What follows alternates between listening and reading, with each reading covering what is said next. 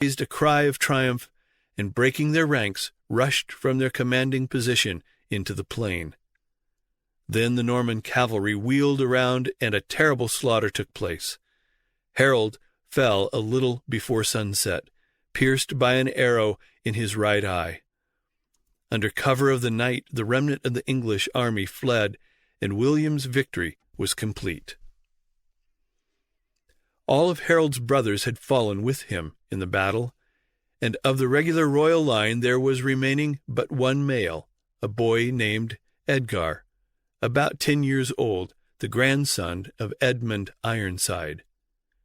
This boy the National Council chose to the kingship, but the boy had sufficient sense to keep him from offering resistance to the greatest warrior of the age, and he himself was at the head of the deputation sent by the National Assembly to offer the crown to William.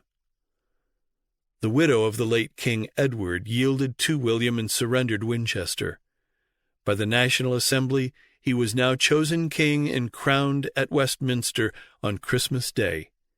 He was thus king by the submission of the chief men, by the right of coronation, and by the absence of any other claimant. Yet he had practically the whole of the territory of his kingdom still to conquer. This, however, he accomplished with ease, never after Senlac being required to fight a single pitched battle. Yet, though so much of the realm was still unconquered, William felt so secure in his kingdom that in the month of March, the next year, 1067, he went back to Normandy to attend to the affairs of his dominions on the continent. His lieutenants, whom he left in charge in England, made themselves so obnoxious that before the end of the year, revolts recalled William to England, and within 2 years he secured the recognition of his power throughout the whole kingdom.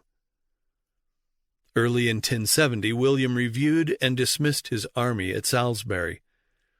At the Easter feast of the same year, being now full king over all England, he was again solemnly crowned by legates from Rome. In 1072 he entered Scotland and received the homage of Malcolm at Abernethy. He had thus succeeded to the empire, as well as to the immediate kingdom of his West Saxon predecessors. In the next year he employed English troops on the continent in winning back the revolted county of Maine. In 1074 he could afford to admit Edgar, the rival king of a moment, to his favor. As before stated, William laid the basis of his claim to the kingdom of England in his asserted promise of Edward that William should be his successor. And now that he had actually obtained possession of the kingdom, he held that the kingdom had been his by full right ever since the death of Edward.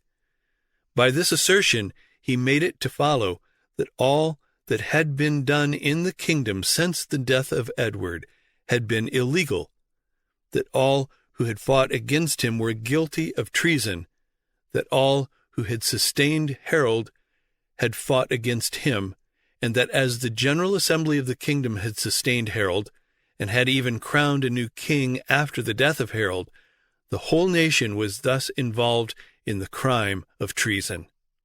Whoever was guilty of treason, all his lands and goods were forfeit to the crown. And since the whole kingdom was guilty of treason, all the lands and goods of all the people in the whole realm were forfeit to him, and he actually claimed all as his own. He did not remove the original owners from their land indiscriminately and everywhere. Much of the land he turned over to new owners, some he left to the possession of the original owners. But, whether given to new owners or left in the possession of the original owners, everyone was obliged to receive it as the direct gift of the king, and to hold it continually subject to the king's pleasure and as the king's man. The only proof of lawful ownership was either the king's written grant, or else evidence that the owner had been put in possession by the king's order. In order to make this system thorough, William had a survey made of all the lands of the whole realm, and a census of all property and of the owners thereof. All this was recorded in a book, the value of the lands at the time the survey was made, the value of it in the time of Edward, and the value of it at the date when it was bestowed upon its latest owner by the grant of the king. In the book were recorded the numbers dwelling upon the land, whether as tenants or dependents, the amount of livestock, etc., and because the record in this book was the standard of decision upon every question or dispute as to property, and because its testimony was final in every case, that book was called Doomsday Book, from dom, meaning doom, decree, law, judgment, or decision. This record was finished in 1086, and then William gathered all the landowners of his kingdom, great and small, whether his tenants in chief or the tenants of an intermediate lord, and made them all become his men. And thus the Norman king was not only the head of the state, but also the personal lord of every man in his kingdom. This thoroughness with respect to persons and property caused the king's authority to be respected everywhere throughout the realm, and the good peace that he made in the land was such that a man might fare over his realm with a bosom full of gold. In January 1087, William went again to Normandy, especially for the purpose of settling a dispute concerning some Norman territory which the King of France had seized. In the month of August his forces had taken the town of Mantes, and as William rode amongst the smoldering ruins, his horse stumbled and fell, by which William received an injury from which he died September 9. He left 3 sons. The eldest, Robert, was at the court of France. The other 2, William and Henry, were with him at the time of his death. To the eldest he left the inheritance of Normandy. To William he gave his ring and advised him to go at once to England and assume the crown.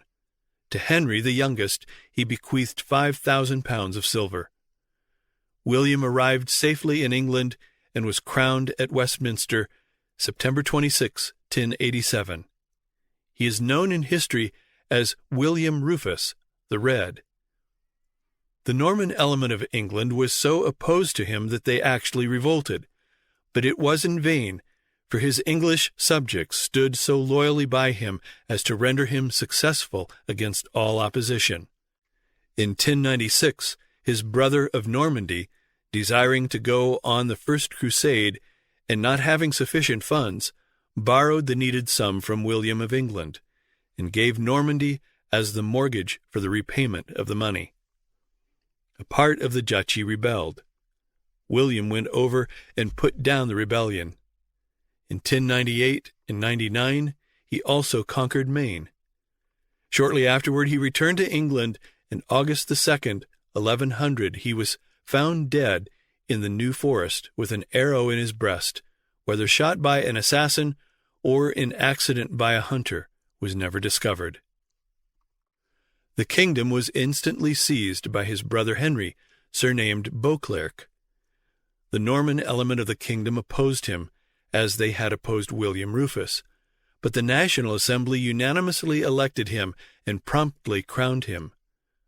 Further, to hold the affections of his English subjects, he married a lady of English blood, Edith, the daughter of the King of Scotland, whose mother was the sister of the last King Edgar, and granddaughter of King Edmund Ironside.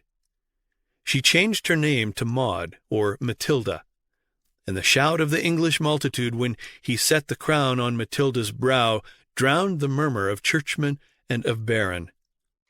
The mockery of the Norman nobles who nicknamed the king and his spouse Godric and Godgifu was lost in the joy of the people at large. For the first time since the Conquest, an English sovereign sat on the English throne. The blood of Cerdic and Alfred was to blend itself with that of Rolf and the Conqueror. Henceforth it was impossible that the two peoples should remain parted from each other. So quick indeed was their union that the very name of Norman had passed away in half a century, and at the accession of Henry's grandson, it was impossible to distinguish between the descendants of the conquerors and those of the conquered at Senlac. Shortly after this, Robert returned from the Crusades, and the Norman nobles in England conspired to bring him over to contend in England for that kingdom. He did come with an army, landing at Portsmouth, but Henry was able to make with him such terms that without fighting, a peace was settled, by which Robert recognized Henry as King of England and returned to his proper dominions on the continent. There, however, he so misgoverned his territories that they called on Henry to come over and be their king. In 1106 he went to Normandy with an army. The dispute culminated in the Battle of Tenchebray, in which Robert was defeated and captured and was held in captivity until his death in 1134. Thus Normandy was conquered and possessed by the King of England, as 40 years before England had been conquered and possessed by William of Normandy. During the rest of Henry's reign, there was perfect peace in England, but nearly the whole time was filled with continental wars. The warfare between France and England, of which there had been only a glimpse in the days of Rufus, now began in earnest. And from the entanglements, intrigues, and war in France, which was now begun by Henry, England never found herself free for 347 years. In 1120, as Henry was returning with his forces from Normandy to England, his only son, William, full of merriment and wine, and with rowers and steersmen mad with drink, had barely left harbor when his ship struck a rock and instantly sank. One terrible cry ringing through the silence of the night was heard by the royal fleet, but it was not till the morning that the fatal news reached the king. Stern as he was, Henry fell senseless to the ground, and rose never to smile again. This left the son of his captive brother Robert as the true heir to Henry's dominions, alike of England and Normandy. But Henry determined not to allow him to be his successor. Henry had a daughter, Maud or Matilda, who had been married to the Emperor Henry V, but who on his death had returned to England and her father's house. And although so far in English history the reign of a woman had been unknown, yet Henry decided that Maud should succeed him upon the throne of England. Accordingly, while he lived, he forced priests and nobles to swear allegiance to Maud as their future mistress, and chose for her husband Geoffrey, the son of the Count of Anjou in France. In 1135 Henry died, but the arrangement which he had made for the succession of Maud to the throne was disregarded by the National Assembly, and Stephen was chosen King of England. Stephen was the grandson of William the Conqueror, and, with the rest of the chief men of England, had done homage and sworn allegiance to Maud as the successor of Henry. All this, however, was disregarded, and without opposition, Stephen became King of England. One great reason why the agreement with Maud was not carried into effect was that for her to be queen would cause that Geoffrey of Anjou would practically be ruler, and he an utter foreigner, and this neither English nor Normans would have. At the time all this occurred, Maud was not in England, but was with her husband in Anjou, and when they heard of these proceedings in England, Geoffrey seized Normandy. With this added prestige, and with an army, Maud invaded England in 1139. Stephen was defeated and captured at Lincoln in 1141, and Maud was received throughout the land as its lady. They would not use the word queen.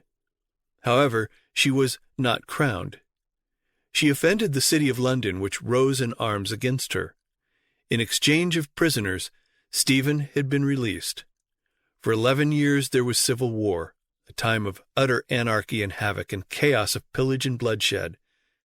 Then, in 1153, an agreement was made between King Stephen and Maud's son Henry, who was now Duke of Normandy. By this agreement, Stephen was to reign as long as he lived, and then Henry should have the kingdom. Stephen died the next year, and the agreement was fully carried out as to Henry, And so he came to his kingdom without any opposition or any further confusion. Henry II was now, by right from his grandfather Henry I, King of England and Duke of Normandy. In France, as the heir of his father Geoffrey, he was lord of the counties of Anjou, Maine, and Touraine. And through his brother also of Brittany, and now by marriage to Eleanor, the Duchess of Poitou, Aquitaine, and Gascony, he received with her these 3 counties, the principal portion of southern Gaul. Besides all this, one of the first events of his reign was the granting of a bull by the Pope giving to him Ireland. Thus, in the reign of Henry II, the British Empire embraced Ireland, all of England and Wales south of the Forth, and all of western and central France, from the English Channel to the border of Spain.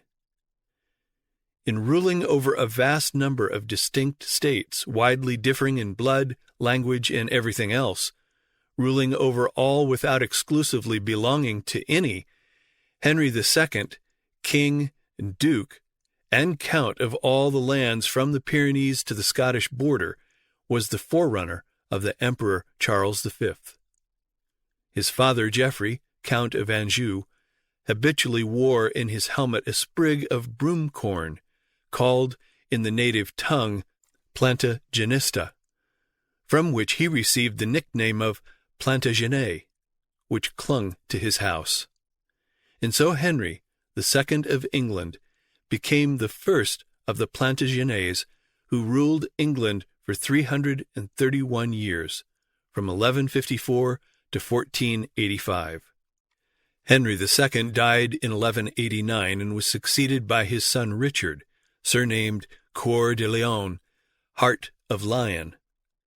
At his accession, Richard was absent from England in his mother's possession in southern Gaul, and during his whole reign of 10 years he was in England but twice, both times merely for the purpose of being crowned, first immediately on his accession in the autumn of 1189, second in 1194 on his return from the Crusades. In 1190 Richard went on his crusade, and to obtain the money for his expenses, he sold everything that he could sell, short of the very kingdom itself. He put up the crown of domains, he sold the public offices, he sold earldoms, he sold the claim which his father Henry had asserted to the right of homage for the crown of Scotland. "I would sell London, if I could find a chapman," he exclaimed. Richard's presence chamber was a market overt, in which all that the king could bestow, all that could be derived from the bounty of the crown or imparted by the royal prerogative, was disposed of to the best chapman. Though on his crusade Richard was 4 years absent from his dominions, he was in Palestine only about 16 months, June 8, 1191, to October 9, 1192. While there, he had dealt a kick to the Duke of Austria for his refusing to work on the walls of Ascalon.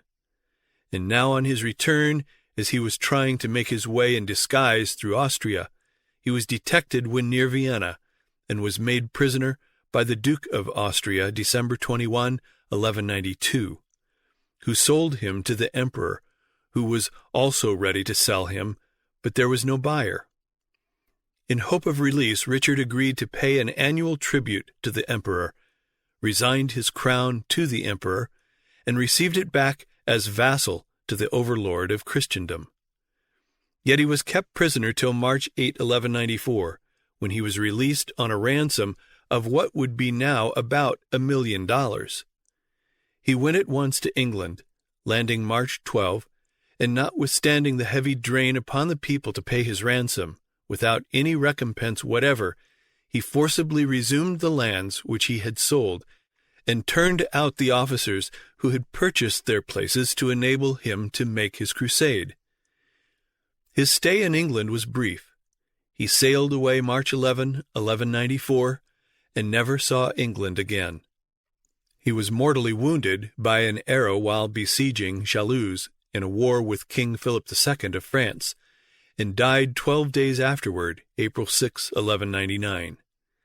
he was immediately succeeded by his brother John.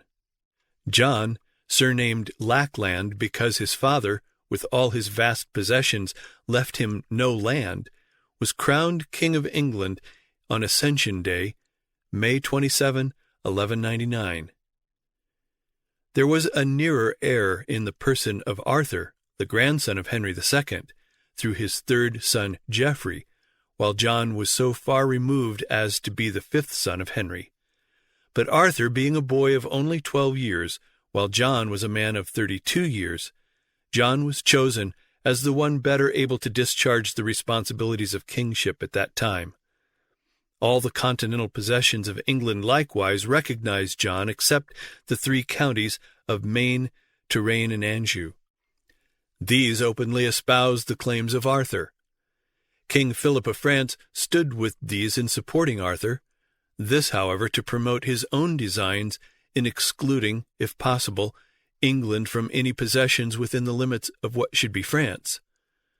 This brought on a war.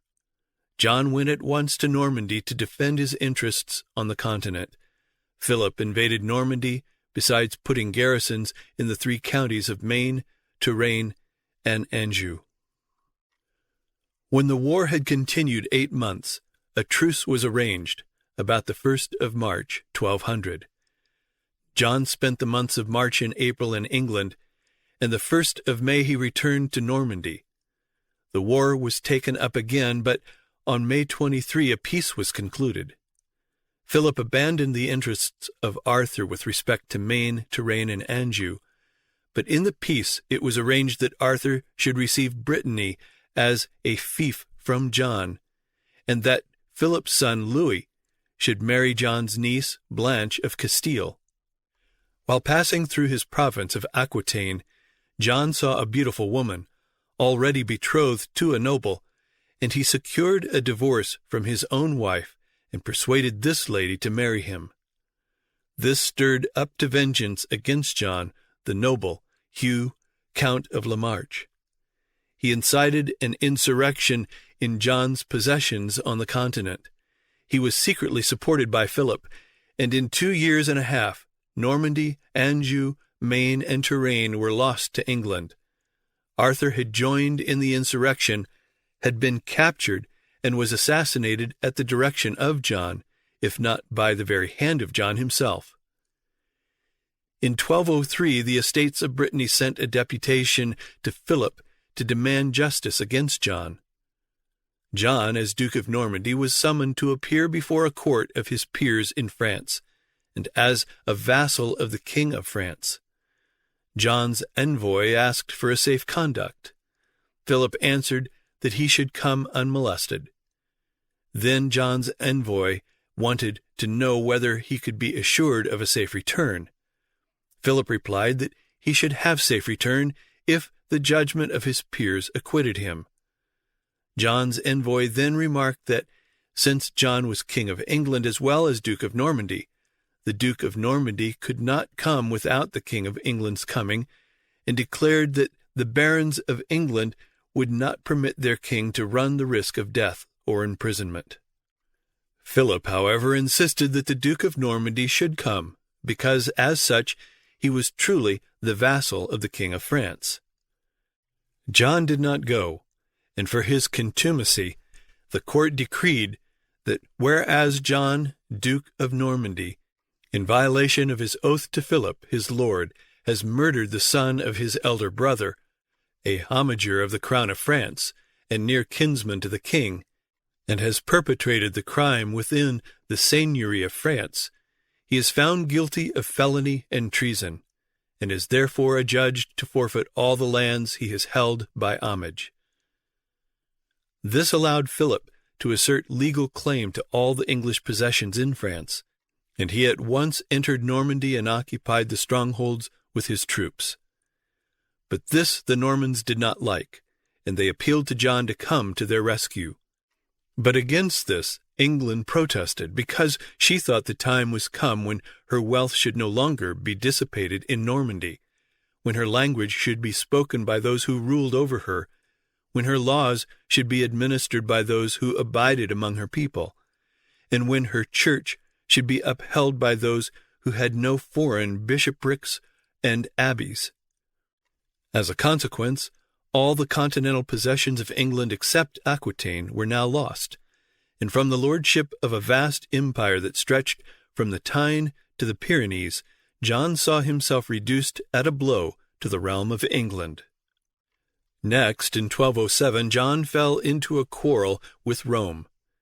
March 24, 1208, England was placed under an interdict, which John resisted for 5 years, when, in 1213, to the interdict, the excommunication of John was added, and England was given by the Pope to Philip of France.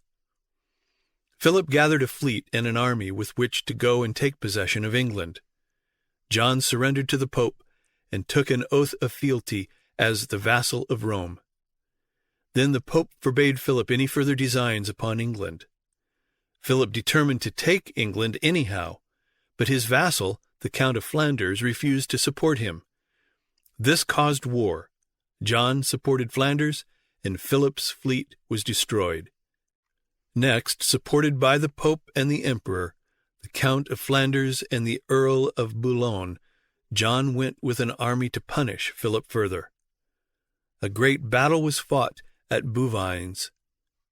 John and his allies were completely overthrown, and concluded an ignominious truce with Philip, and returned to England October 1214. The people of England had long borne with the numberless wickednesses of John, but when he made the realm of England a fief, and the King of England a vassal of the Pope, they could bear with him no longer. John himself wrote to the Pope that, whereas before we were disposed to subject ourselves and our realm to your dominion, the earls and barons of England never failed in their devotion to us. Since then, however, and as they publicly avow for that reason, they have been in continual and violent rebellion against us. Because of this attitude of his nobles, when John returned now from France, he came with an army of mercenaries, with the avowed intent that by this power he would be for the first time king and lord of England. But there were now 2 eminent persons among many other bold and earnest churchmen and laity who saw that the time was come when no man should be king and lord in England with a total disregard of the rights of other men, a time when a king should rule in England by law instead of by force, or rule not at all. Stephen Langton, the Archbishop, and William, Earl of Pembroke, were the leaders and at the same time moderators in the greatest enterprise that the nation had yet undertaken. It was an enterprise of enormous difficulty.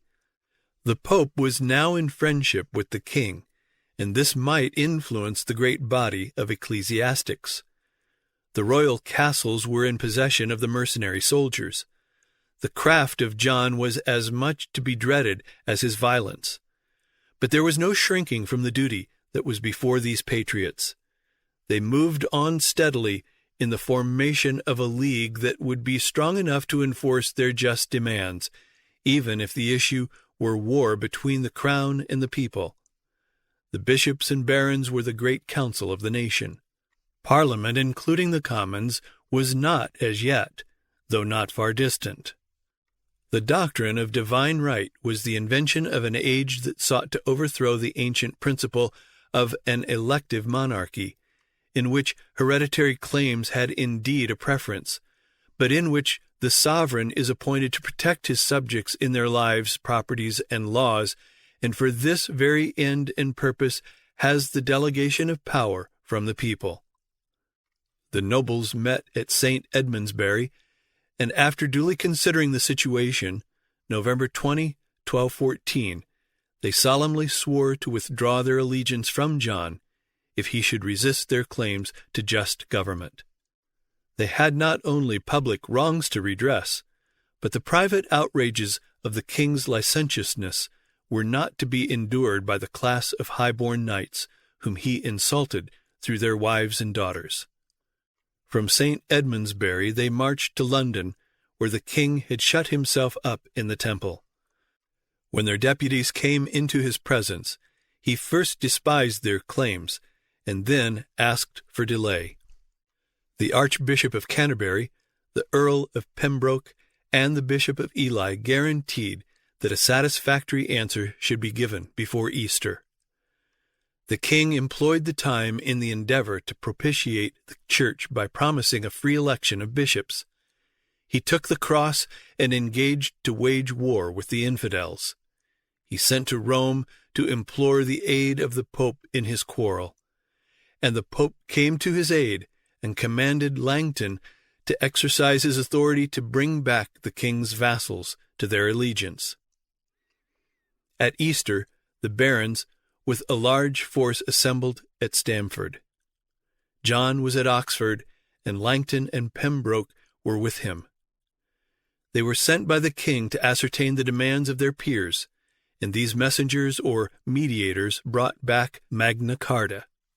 This was a code of laws expressed in simple language, embodying two principles. The first, such limitations of the feudal claims of the king as would prevent their abuse. The second, such specifications of the general rights of all freemen as were derived from the ancient laws of the realm, however these rights had been neglected or perverted. It demanded no limitation of the regal power which had not been acknowledged in theory by every king who had taken a coronation oath. It made that oath, which had been regarded as a mere form of words, a binding reality. It defined in broad terms of practical application the essential difference between a limited and a despotic monarchy. It preserved all the proper attributes of the kingly power, while it guarded against the king being a tyrant. In it, the king was required to declare the great principle of the supremacy of the law of the realm in the words, "No free man shall be taken, or imprisoned, or diseased, or outlawed, or banished, or any otherwise destroyed, nor will we pass upon him nor send upon him unless by the legal judgment of his peers, or by the law of the land. To no man will we sell, to no man will we deny or delay right or justice." The charter was a long document. The archbishop read it to the king slowly and solemnly, item by item. John went into a furious passion, exclaiming, "Why do they not ask for my kingdom? I will never grant such liberties as will make me a slave." Langton and Pembroke took back to the nobles this, the king's answer.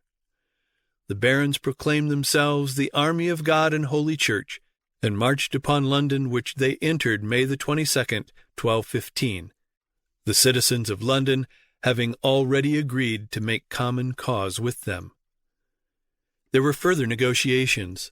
The barons were immovable, and John yielded and agreed to a meeting. The meeting was appointed to be held June 15, on an island in the Thames, between Windsor and Staines, near a marshy meadow by the riverside, the meadow of Runnymede, Runmed, the mead or meadow of council. The king encamped on one bank of the river.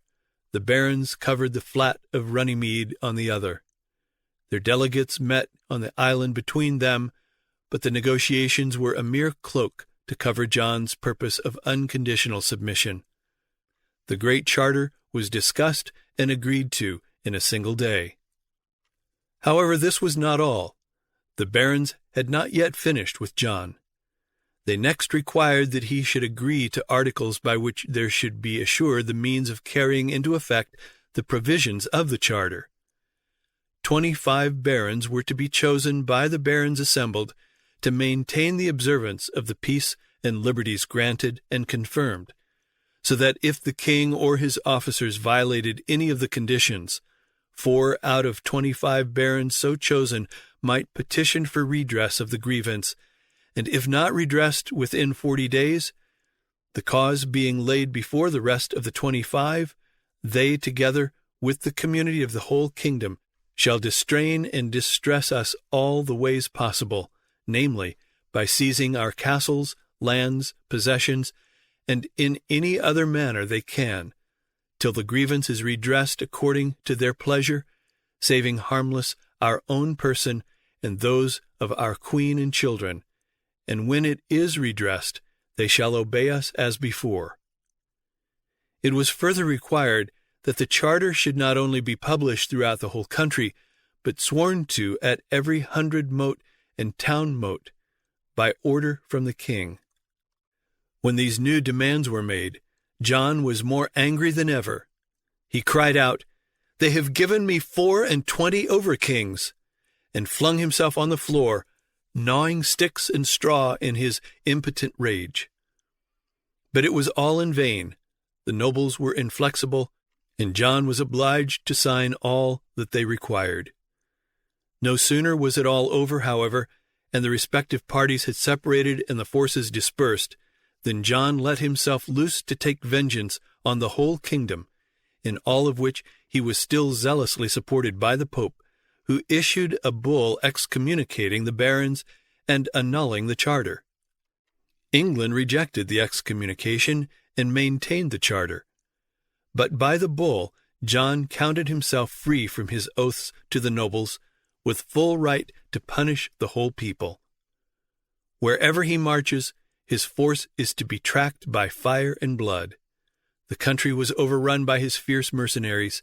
He marched to the north with the determination to recover his authority by the terrors of a widespread desolation, without one passing thought of justice or mercy.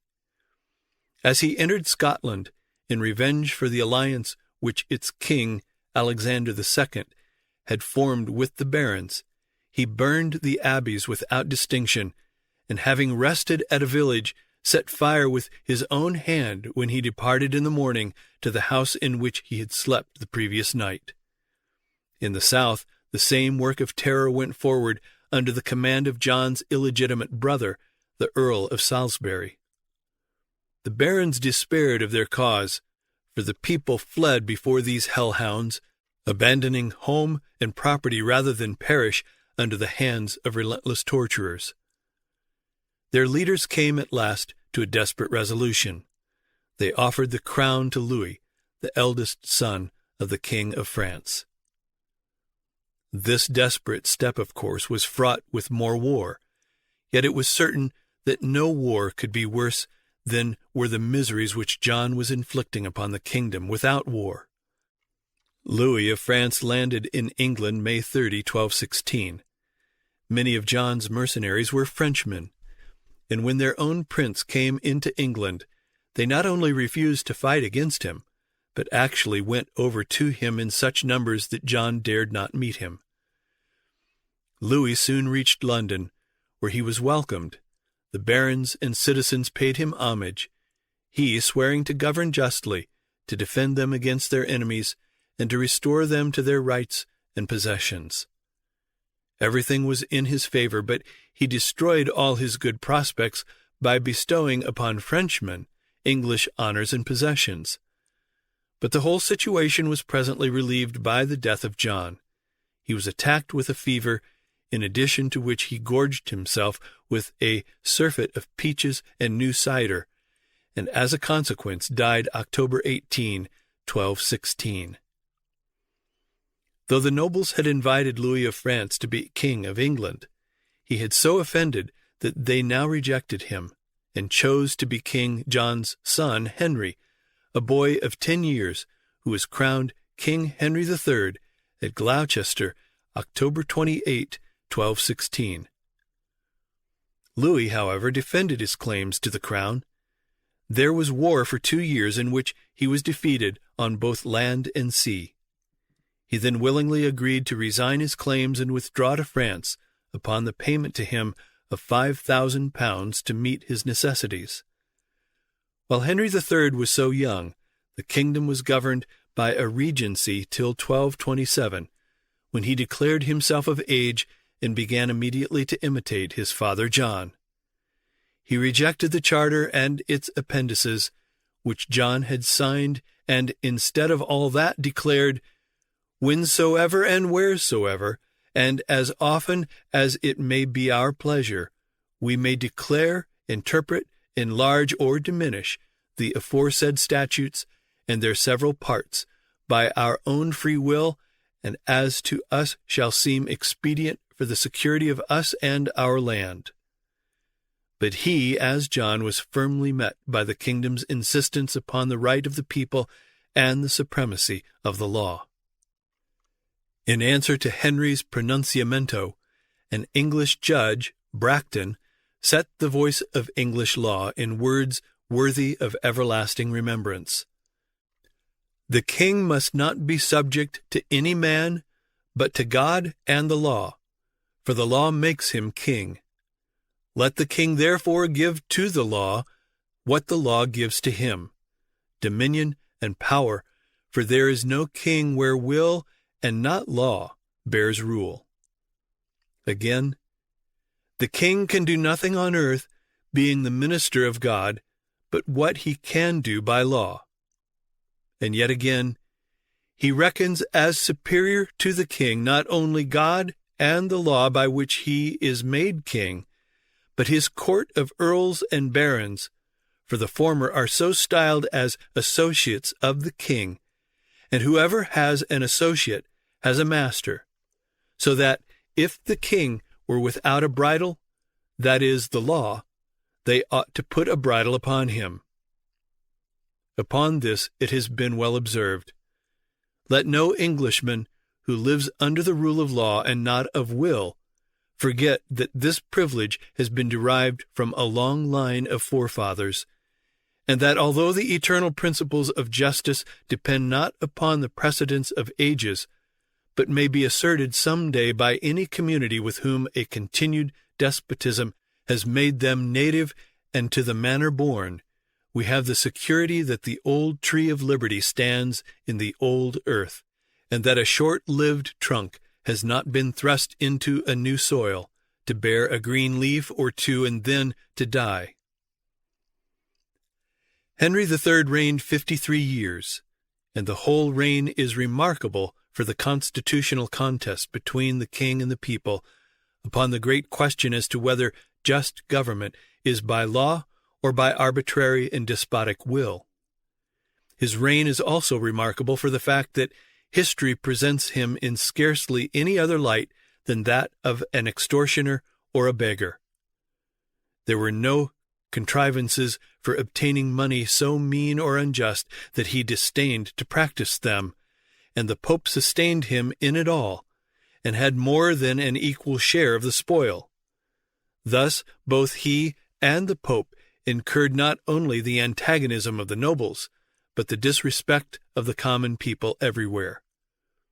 Says a writer of the time in 1252, during all this time angry feelings were aroused, and hatred increased against the Pope and the King, who favored and abetted each other in their mutual tyranny, and all, being in ill humor, called them the disturbers of mankind.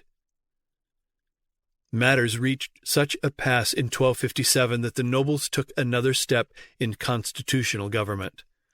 The Parliament met at Westminster May 2nd, the barons clad each in complete armor.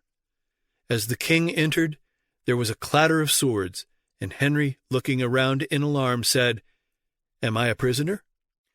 "No, sir," said Roger Bigod, "but your foreign favorites and your prodigality have brought misery upon the realm.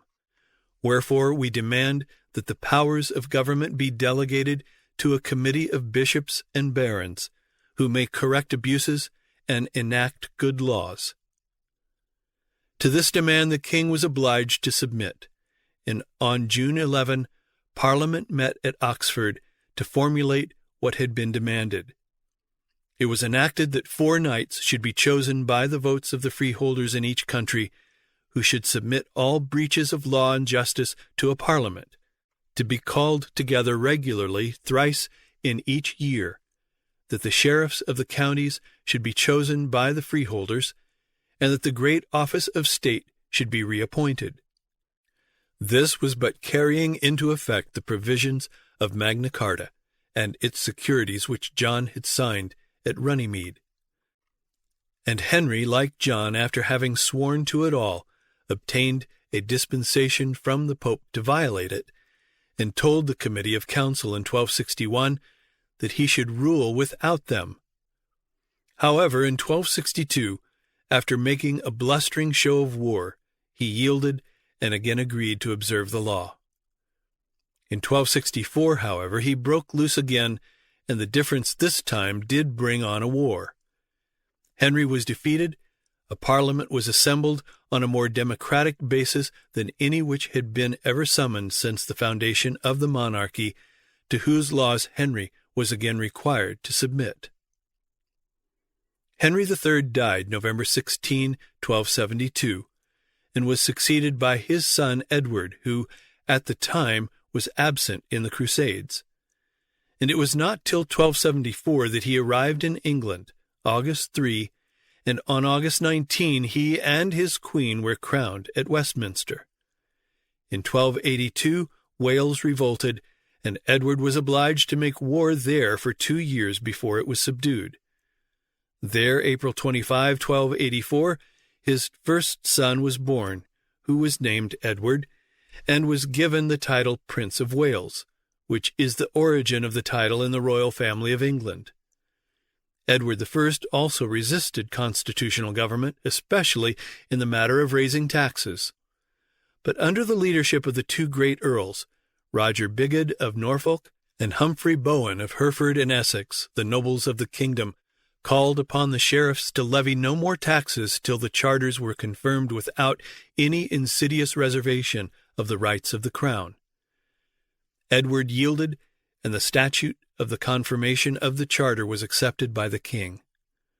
From that day, the 10th of October, 1297, the sole right of raising supplies has been invested in the people. This most salutary power, which is the greatest of the many distinctions between a limited and a despotic monarchy. Next, Edward set up a claim to be sovereign lord of the land of Scotland. This brought on a war in 1296, which continued for 23 years, far beyond his death, which occurred July 7, 1307. He was immediately succeeded by his son Edward, who was 23 years old. Edward II carried on the war with Scotland until 1323, when on May 10 a truce of 13 years was concluded. In the first year of his reign, Edward had married Isabella, the daughter of the King of France.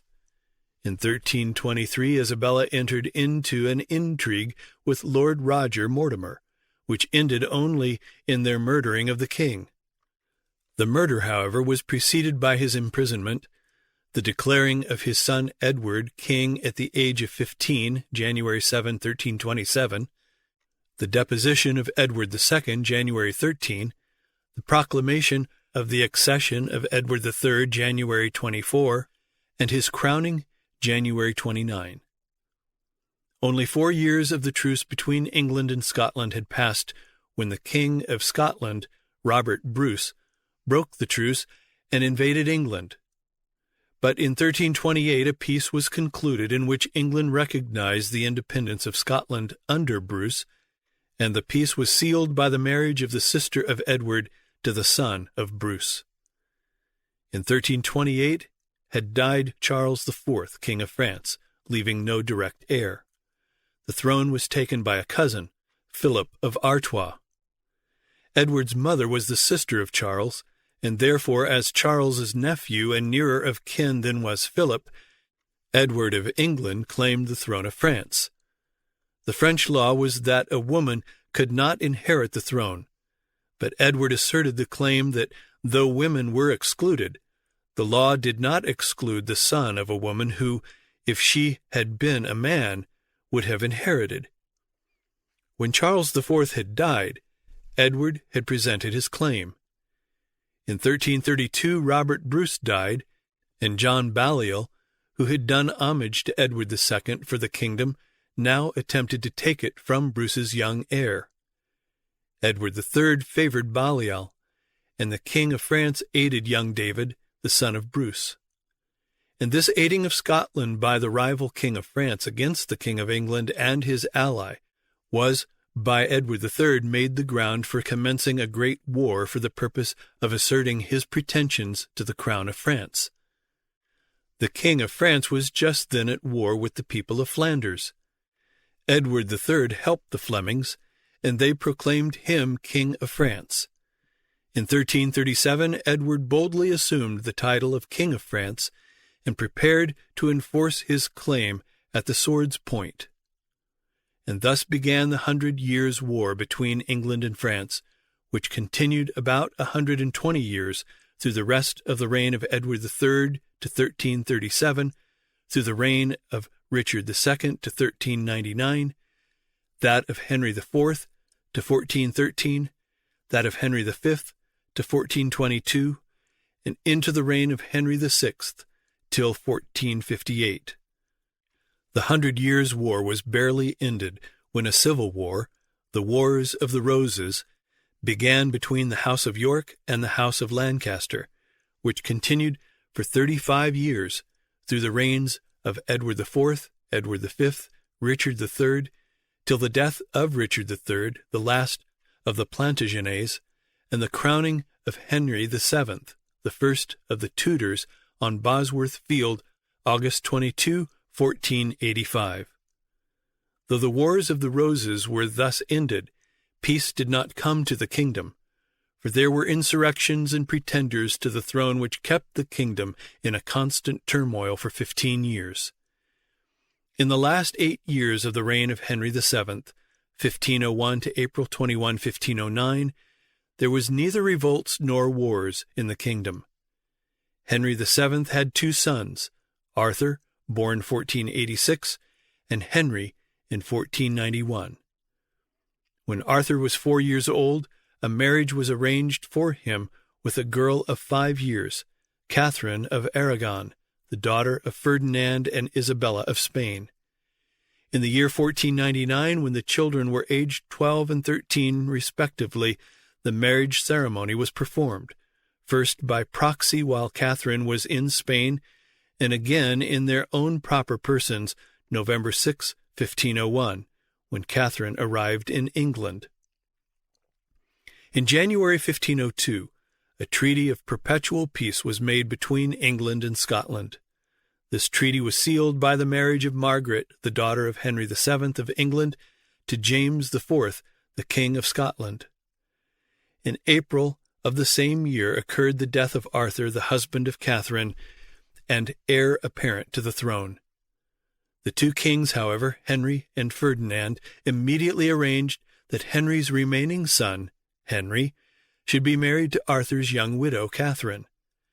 It took a year satisfactorily to settle the terms and to get a dispensation from the Pope making the marriage legal, so that it was not till 1503 that the contract was actually completed by a ceremonial in which a person was appointed to object that the marriage was unlawful, and another to defend it as good and effectual in the law of Christ's Church. To this contract young Henry was opposed, and before he reached the age of 15, he protested in legal form against the contract which had been made during his non-age. Henry VII died April 21, 1509, and the next day began the reign of his young son Henry, 8th of the name. June 7 following, Henry and Catherine were publicly married by the Archbishop of Canterbury, and were crowned at Westminster the 24th of the same month.